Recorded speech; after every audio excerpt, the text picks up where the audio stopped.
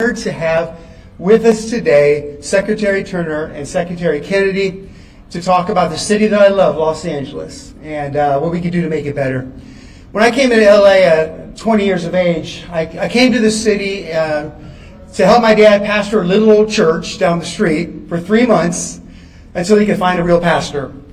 I've been here now for 32 years in this city serving, and it started by occupying this building, which was given to us by the sisters in the Catholic Church who allowed us to be here for a price that's unbelievable because they wanted something good to be in this community. And for 32 years, it's been room by room, trying to bring this 400,000 square foot building up to renovation and to take in people all hours of the night. It's called the Church That Never Sleeps, 24 hours a day, 7 days a week. People are coming into recovery, coming out of homelessness, and walking into a brand new life. We at the Dream Center believe that people's lives are more than just giving them a place to stay. We don't minister just to people's need, we minister to people's potential.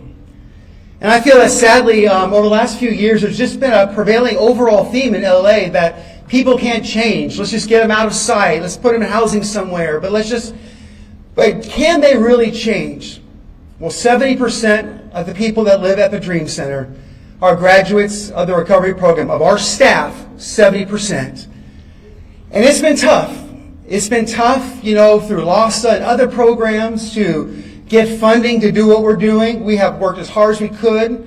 As staff, we've maxed out our credit cards to make payroll. We've done everything for 32 years. And no matter what, we're going to do this work because the difference is we don't minister out of a burden, we minister out of a call. And we've been here for 32 years, and the call keeps you going when sometimes you're against all odds. I get a little offended when people say that they're leaving LAs or charities are leaving LA, but we're not leaving, we're staying. Because we believe whoever stays here the longest in a community will win the battle of hearts and minds and change the atmosphere of a community. And that's why we're here today. Places like the Dream Center that have not asked for money, that have just done the work, but now have been presented with so much resources. And then when we come to the table, oftentimes being rejected, it's made it very, very difficult for us to function in this city of expenses that are rising. But I'm here today to celebrate the fact that we're still going to keep going on. And there's times we wanted to quit, but we haven't. And we just believe that today that maybe there's a new day where places like this who don't need everything, but we just need enough to be able to handle the need that's out there. It's getting bigger. Addiction is getting bigger. And charitable landmarks are leaving cities being taken over in our country. So I just want to say thank you for being here today. And it's an honor to have with us here today Secretary Turner, who has been a dear, dear friend, not of me, but of the people in our recovery program. Speaking to them, talking to them, sharing how their lives can be better. And the first time he came here and spent 30 minutes on the floor with the guys, all he wanted to do was talk about what their life could become. I am pleased and honored to introduce you today, Secretary Turner.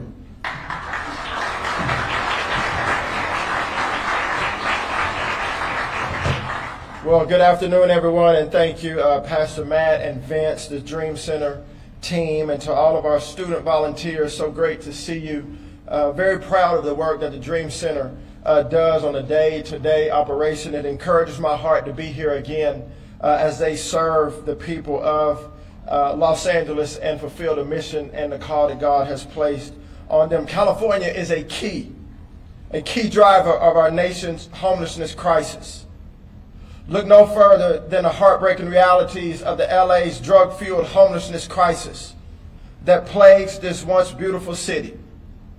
Just this year, HUD's Office of Inspector General, in coordination with the Department of Justice, arrested Alexander Sufer, the executive director of Abundant Blessings, for $23 million in fraud money with direct ties to the Los Angeles Homeless Services Authority, or LASA, as many know it. Sufer siphoned money meant to house homeless Americans. Why did he do it? So that he could live in a $7 million mansion in Beverly Hills, drive a new $125,000 Range Rover, purchase a vacation property in Greece, and fly around on a private jet. The only thing abundant about this was sulfur and the amount of money that he stole from the American taxpayers. For years, a group called People Assisting the Homeless, or PATH, which received $2.5 million in HUD homeless funding since 2021, they claimed to be converting the old Ramada on Washington Boulevard into a homeless shelter. And as of this week, the Ramada is still empty. Earlier this year, President Trump signed an executive order to establish the task force to eliminate fraud. And I'm proud of the work that HUD, HHS, and DOJ have done to bring accountability back to the government. These are two examples of waste, fraud, and corruption uncovered by our joint efforts. They highlight why we put LASA on notice. They will not receive another cent of American taxpayer money until they can account for every single dollar. Money, as we all know and all agree, does not grow on trees. Taxpayers understand this. American people understand this. We must and we shall be good stewards. Year after year, hundreds of millions of taxpayer dollars were funneled to LASA with little accountability and zero results. The LA Continuum of Care, led by LASA, had received $1 billion in taxpayer dollars over the last 5 years. That's $1 billion over the last 5 years with no accountability and zero results. And despite receiving more federal homelessness funding than any other jurisdiction in our nation, LA remains the epicenter of the nation's drug-fueled homelessness crisis. During that same decade, that homelessness in LA doubled. HUD funding to LA nearly tripled. How many know that's a problem? Funding doubled. The amount of homelessness tripled. We got to run a new play. That play does not work. LASA could not verify the existence of 2,300 housing units that it was responsible for. In August of 2023, LASA could not even determine whether it used funding to pay for empty hotel rooms because it failed to record when individuals exited motel housing. Most egregiously, the agency's former CEO, who has resigned. She resigned after she and LASA violated the federal conflict of interest rules by committing more than $2 million in federal funds to her husband's employer. This is taxpayer money. We can't stand for that any longer. The numbers don't add up. The very organization tasked with ending homelessness and equipped with billions of dollars shamelessly wasted them on corruption and mismanagement, when they should have fought to get the most vulnerable American people off the streets, healed and transformed. But as good stewards of taxpayer dollars, we'll cut LASA's funding off from receiving another dollar. We have zero tolerance for this abuse. Under the leadership of President Trump and Vice President Vance, we are rooting out corruption and ensuring that those who need care are truly going to get it. The days of funding corrupt failure are over. The Trump administration will not fund a homeless industrial complex any longer. At HUD, we're only interested in real results. And that's actually helping our fellow Americans get off the streets, out of addiction, and on a path to self-sufficiency. I'm grateful to be here with you all today. I want to introduce my dear friend, colleague, and brother, Secretary of HHS, Mr. Bobby Kennedy.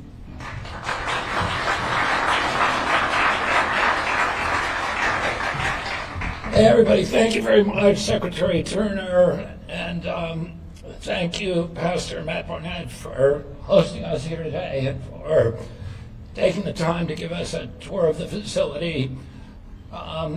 This is, I just want to start by saying this is an extraordinary facility, and what they do here should be a template for what we're doing all across the country. And I see these volunteers here from all over the country, 6,000 kids a year coming from churches to help build this place, to restore the rooms, to renovate the structure, to serve meals and to participate.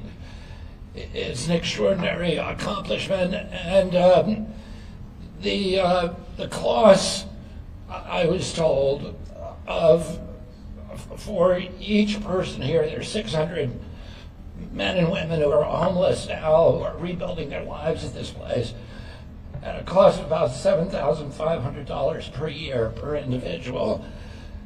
Meanwhile, LA County, to do the same thing, to take a homeless person off the street and get him into housing, is paying about $185,000 a year. And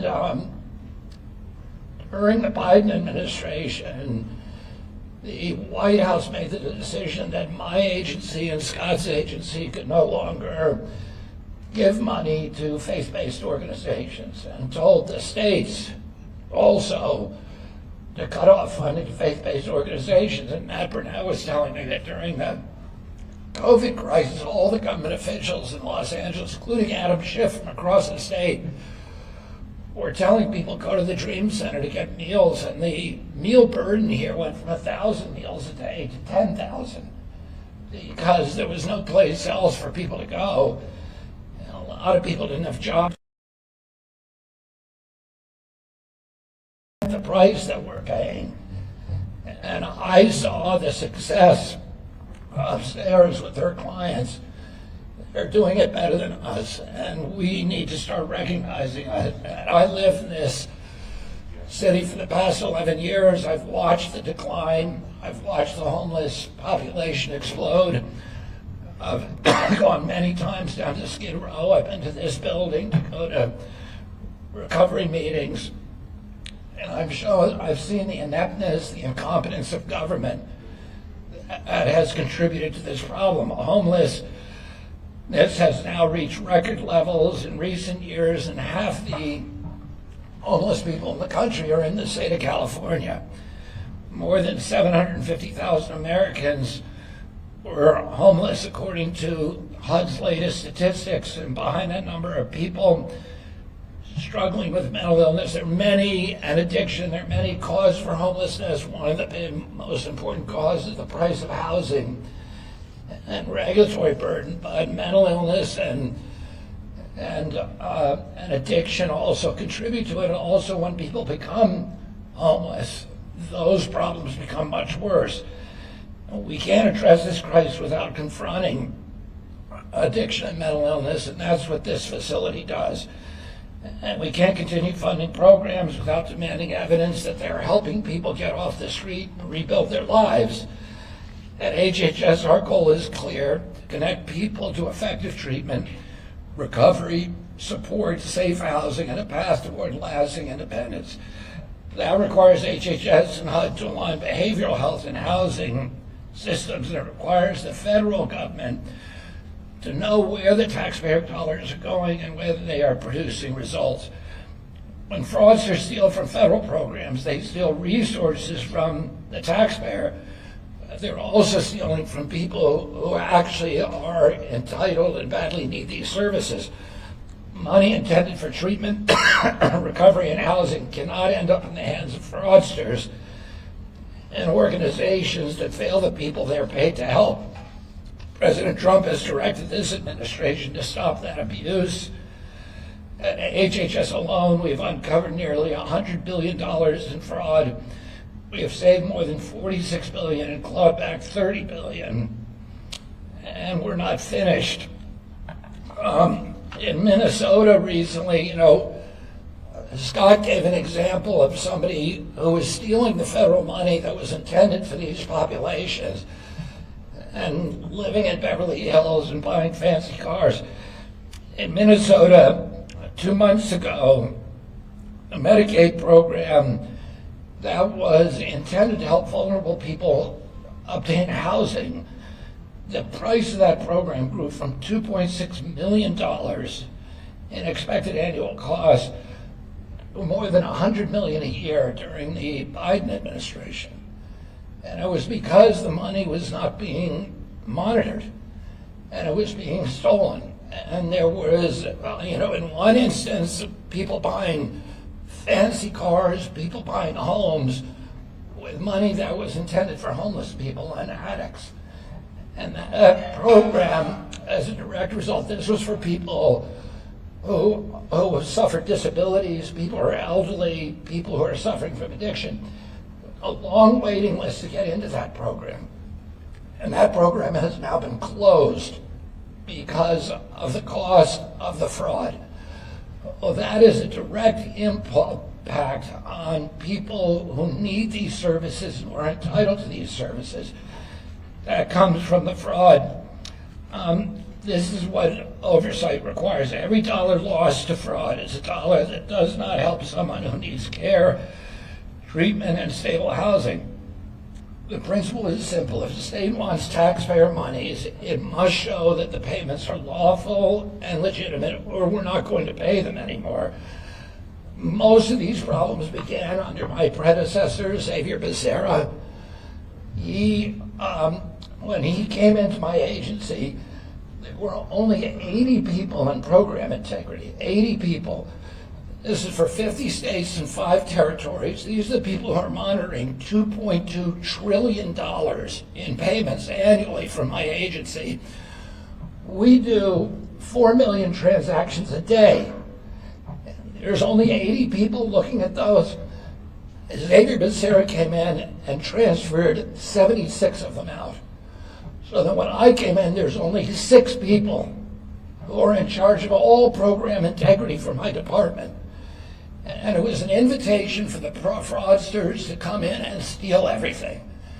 And that's why we have this hospice program. We've closed thousands of hospices here in Los Angeles because they didn't have patients. They were just billing us $6,000 a month for phony accounts. And the durable medical equipment fraud, tens of billions of dollars here in Los Angeles County. Autism services, tens of billions of dollars, all stolen because nobody was minding the store. Xavier Becerra came in and he instituted a program called Pay and Chase. What that means is when we get an invoice from a hospice that we know is fraudulent, we know that hospice is not treating patients. They've been busted before. We have algorithms that can identify that this is almost certainly a fraudulent case.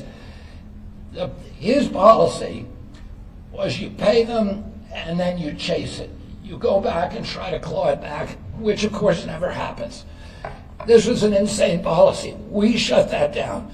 We now don't pay anything that we suspect to be fraudulent. And we have AI, we're using AI, machine counting systems, all kinds of algorithms to determine when payments come to us, to determine whether or not they're probably fraudulent. And we've stopped billions and billions of dollars worth of fraud by doing that. It's something that should have been done under Xavier Becerra, but he didn't. He let the people steal the money, and that is money that is being stolen from the people of California. At HHS, we're strengthening oversight. Before the money moves, we're bringing that same accountability to our work on homelessness, addiction, and serious mental illness. Through SAMHSA, HHS supports prevention, crisis response, mental health and substance use treatment recovery service, and connection to community-based care and housing, the thing that the Dream Center does so well. And we're expanding access to treatment. Our streets program, we put in now an extra $100 million to bring outreach, treatment, recovery, support, and connection and housing to people who are experiencing homelessness. The objective is not to manage homelessness indefinitely. It's to help people move out of homelessness into productive lives and into connection to community. Compassion requires us to ask whether a program works, whether money reaches the people who need it, and whether those people are becoming healthier, safer, and more independent. We should measure success not by how much Washington spends, but by whether or not there are fewer people living on the streets, more people receiving effective treatment, more people in sustained recovery, and more Americans who are regaining stable and independent lives. And that's when accountability and effective care go together. Every dollar we stop a fraudster from stealing is a dollar preserved for its lawful purpose or returned to the American taxpayer. President Trump, Vice President Vance, and the White House Fraud Task Force and its entire administration will continue to follow the money, demand proof, and hold actors accountable. We will also continue to reward and recognize faith-based programs like this one that are doing such a good job at managing our money in ways that are effective.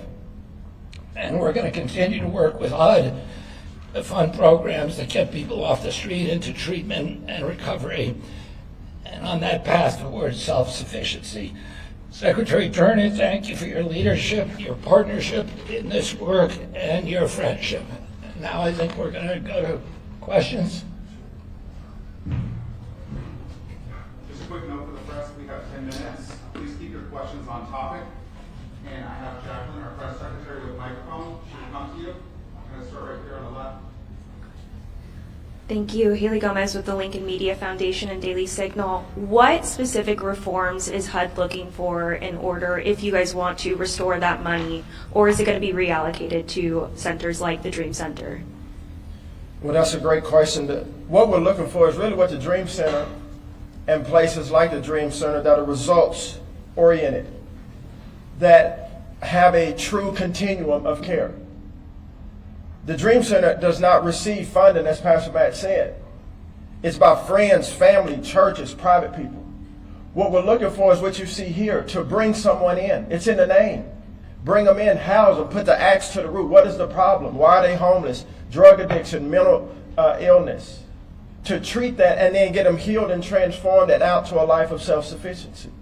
That's what we're looking for. It's a new paradigm. It's a different paradigm. It's not just housing. It's not housing first. It's the continuation of caring for men, women, children, and families. When you take them off the streets, get them healed, get wraparound services around them, and get them transformed back to a life of self-sufficiency. That's what we're looking for. And we're looking for the best partners in order to do that. That's good stewardship over taxpayer dollars. Hi, Lindsay Pena, KTLA. You mentioned LAHSA. Can you speak to whether funding will be immediately cut from LAHSA or what action will be taken against them? Yes, ma'am. We're in the middle of that right now. And as I said before, you know, our aim is that LAHSA does not receive another dollar until there's accountability and transparency. And the right partners have to come along for us to work with. This is American taxpayer dollar. Everybody in here, in the media, the press, myself, and others, we all work hard for the money that God bless us with through our jobs. And my job is to steward well over that money. And LAHSA has not been faithful stewards over American taxpayer dollars, and there's corruption, and so we have to end that. Hi, sir. Thank you. Jamie Page from California Post. You mentioned PATH and you mentioned the Ramada Inn. We haven't heard any specifics about an investigation. Can you go into any details about that? No details at this moment, ma'am. What I said was this, is that to this day, early as this week, that Ramada Inn is still empty. They received $2.5 million in 2021. That's 5 years ago, because they were going to convert this to help our homeless neighbors. And it's still empty. We can't allow that. Pete Demetrio, KNX News Radio, Los Angeles. Either one of you gentlemen, what would you say the percentage of governmental programs that are aimed at assisting and getting people out of homelessness are actually efficiently doing the work? And do you realistically think there are enough faith-based programs similar to what the Dream Center is that can pick up the slack if government programs are failing in the job? You know, I'm going to piggyback off what Bobby said. I mean, the Dream Center is a tremendous example of that. I've been to about 9 or 10 faith-based entities that help our homeless friends and neighbors around the country that are doing tremendous work, that have results, real results. And that's what HUD is about. We're about funding results, not just funding amount of people that are in beds, but we're about funding real results, people getting out of homelessness back to self-sufficiency. And to answer your question, sir, yes, I do believe that as we bring back, as Bobby alluded to, bring back the faith-based entities to the table. Because remember, before the government started helping homeless people, faith-based entities were doing a long time ago and have done a tremendous job. You're sitting and standing in one, and there's others around our country helping up in Baltimore and other Dream Centers and other Union Rescue missions around our country that are faith-based, that are actually helping American people that are facing homelessness. And Bobby, you want to add anything to that? I would just say this. I don't think there's any limit to what these faith-based programs can do. You look at this facility, it's 450,000 square feet with hundreds of rooms in it that have all been renovated. And this was a tiny little corner church with no money. When the Catholic Church was selling this facility, they had proposals from Hollywood, from the studios, powerful people, from real estate developers who all wanted to get into this facility. And the church was mission-driven, and it said, we like what Pastor Barnett is talking about. Even though he doesn't have any money, he doesn't have any capacity to do this, he has a sense of mission, and he has integrity and energy. And they came in here, and they don't turn anybody away. Everybody who wants to come here gets a spot. And they've helped thousands upon thousands of people. So at a tiny fraction of the cost that LA County is paying for its programs that we have no idea whether they even work. And so I think the more and more that government is smart about looking at these programs, looking at a track record like this, and then coming to facilities like this and saying, how can we help you replicate this? How can we help you expand this so that you're doing the same thing to help homeless people throughout the state? And that's how we're going to get through it to a solution, not by throwing more money at the problem, but finding what's work and then supporting it. Secretary Kennedy, homelessness continues to be the number one issue in the city of Los Angeles. We have a mayoral election. Just curious if you're still registered to vote in the city of Los Angeles, if you followed this debate between the incumbent mayor and a DSA candidate, Nithya Raman, and if you plan on voting, and just tell us your thoughts about this election. I'm in a very strange position because when I ran for president, the Democratic Party sued me first to get me off the ballot in 12 states, including New York and California. And then when I endorsed President Trump, they sued me to keep me on the ballot in those same states. And in the course of one of those lawsuits, it was declared that I had no legal residence. And so I'm in a dilemma where I literally have no state where I can legally vote right now. I'm probably the only person in the country who's a legal citizen who has that dilemma, but I'm still trying to figure it out before the next election.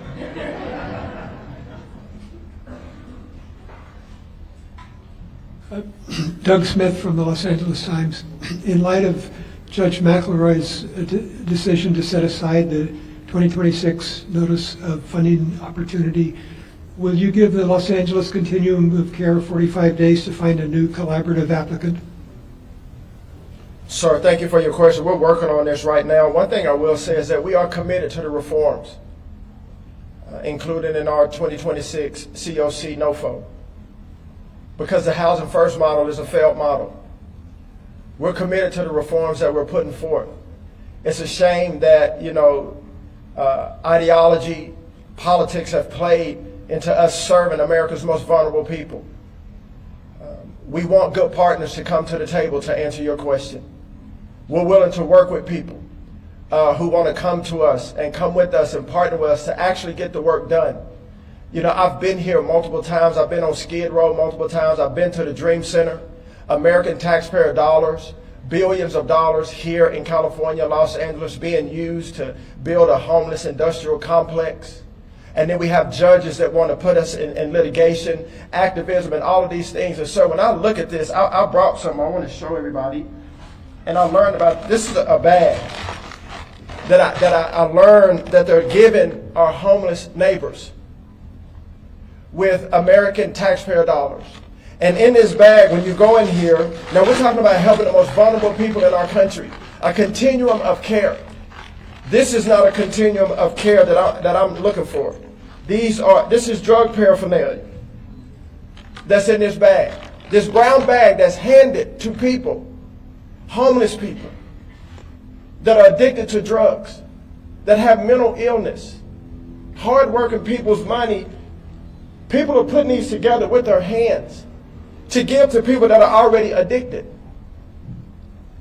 Has nothing to do with politics. Has everything to do with caring for people properly. This is not the continuum of care that I'm looking for. It's not the continuum of care that Bobby is looking for. This is keeping people addicted and giving them a way to stay addicted, which y'all all agree. That has to be over. That's done. This is the toolkit that they're giving out right now. But the toolkit that we're going to be talking about is a toolkit to restoration and revitalization. And I'm excited about the work that we're going to do. But any viable partner that wants to come and join us in this work to do it the right way, we welcome them. Final question? Secretary Turner, Jonathan Cho with Discovery Institute and Frontlines Turning Point USA. The fraud, waste, and abuse is obviously pervasive in California's homeless industrial complex. But what other cities are you now investigating? And if you're not, when will you start looking at cities like Seattle and states like Washington where the homeless drug crisis is out of control? Yes, sir, and thank you for your question. You know, Bobby did allude, the White House task force that we both sit on and work very closely with, the White House, HHS, DOJ. There's multiple cities around our country. Many of them have been made public. Boston, Bobby mentioned Minnesota, Washington State, here in California, and there's others. One thing about it, if people are being fraudsters, if people are being criminals and using American taxpayer dollars for criminal activity, this is the day and age under President Trump and Bobby, myself, our cabinet secretary, our members in the cabinet, that we're no longer going to stand for people to defraud the American people. This transcends politics. This is right and wrong. And it's not just fraud, waste, and abuse. It's corruption at its core. And I believe God called us to these spots to, yes, serve and to lead and to serve the American people. But I believe He also called us to these spots to make decisions that are very hard, to go after corruption and to shine a light on crime, to shine a light on waste and abuse and fraud. My mother's been working for 50-something years, very hard. She's not a rich lady. She's been poor. She's been through, our family has been through. And I think about my own mother, who works every single day to take care of herself and to be a blessing to other people. And so when I see people stealing American taxpayer dollars, I think about my mother. I think about my friends and colleagues. I think about Pastor Matt and others that are actually trying to do the right thing. And so this is a day and age where it's a different playbook. And because that playbook that they've been running, that's a bad playbook. There's new plays coming. And these plays will be successful by the grace of God for the American people. Thank y'all. God bless you.